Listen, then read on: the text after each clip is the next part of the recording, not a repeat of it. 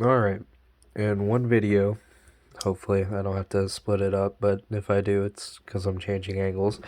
I'm going to show you how on a GM Delphi fuel injector connector, how to depin it.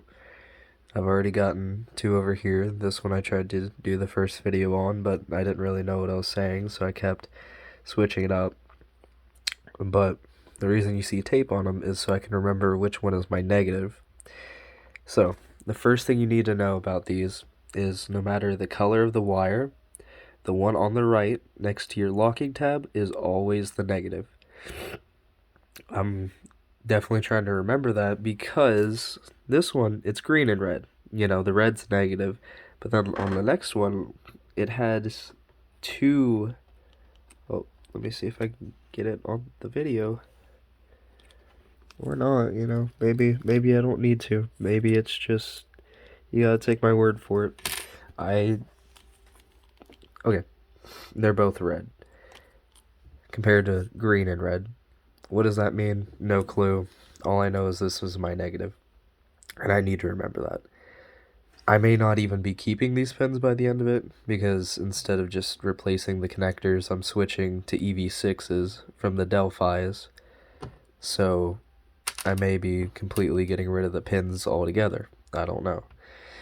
But this is the third connector I haven't taken off yet. So first thing you're going to need to do is take out your green locking tab, or whatever color of the rainbow it ends up being. If it's purple, I'd worry about that. That may not be a GM Delphi fuel injector connector. I don't think the color actually matters, but I would be worried. So, you take the green lock tab out, and then you take these two little gray tabs off the bottom on both sides. Just get something underneath it, pry it off, and you don't have to slide it all the way down the wire. All you have to do is just get it off, so when you get to the next step, you aren't having it relock. So, let's see if I can actually videotape that happening. Ooh, wow, that cup is not stable. Crazy. Okay. So, let's adjust this harness.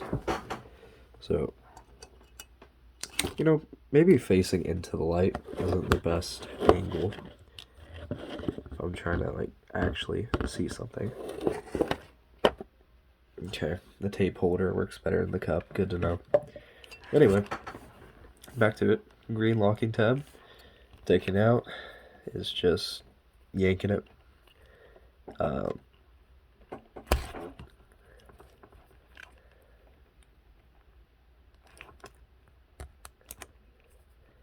So, that side's coming out. The other side isn't wanting to come out, so I actually kind of don't care about these, but they do on the sides lock in.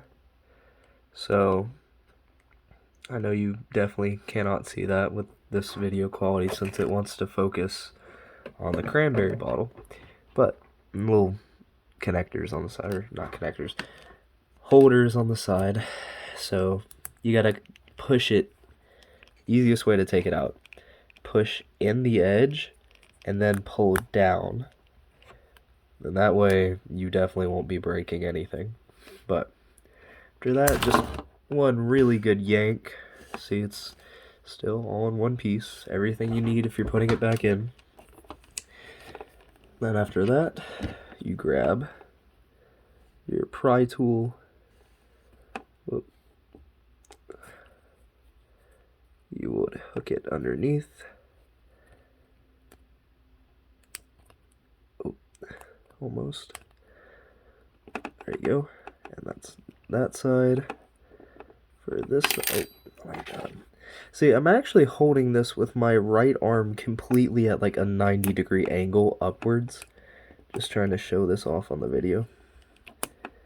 Extremely uncomfortable. Anyway.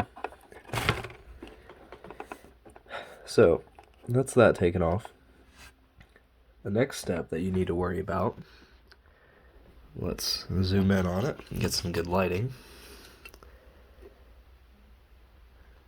Wow, that is so blurry. Can we focus? Focus, focus. Okay.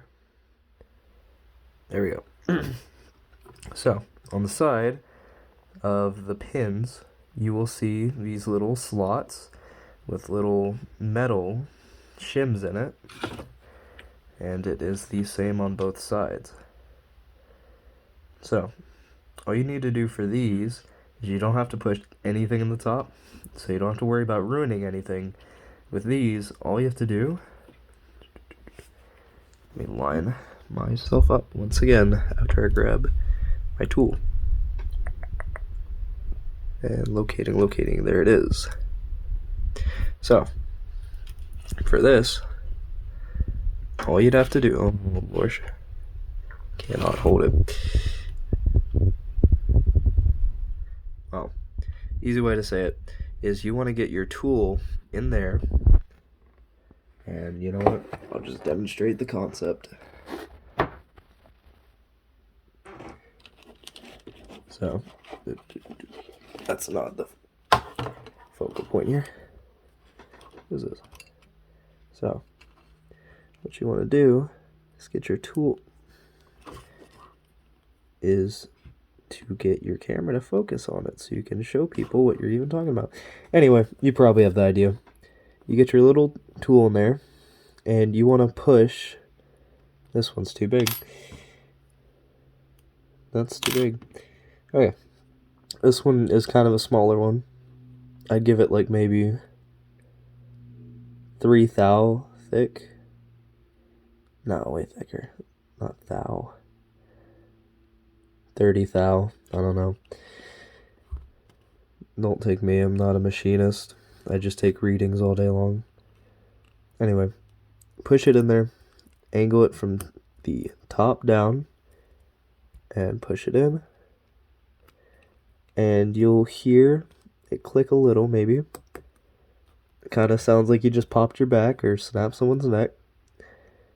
And just from the top down.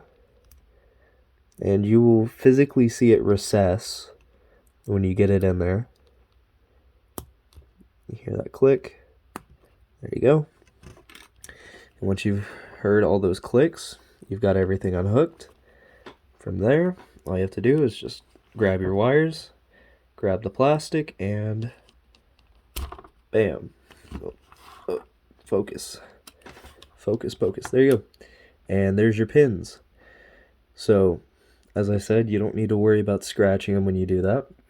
But you most definitely need to remember which way was your negative. I remember on this one on my right, probably the video's left, this one is my negative. So I'm going to wrap that one in some tape and call it a day. But that is how you would disconnect a GM Delphi connector. I'm going to try and cut this down so it's shorter, not with all the fidgeting with the camera, but that's the concept. Hopefully this helps someone out, and if it helped you, give it a like, so if someone ever looks up the same thing, they will hopefully find the video. And yeah, hope that helped.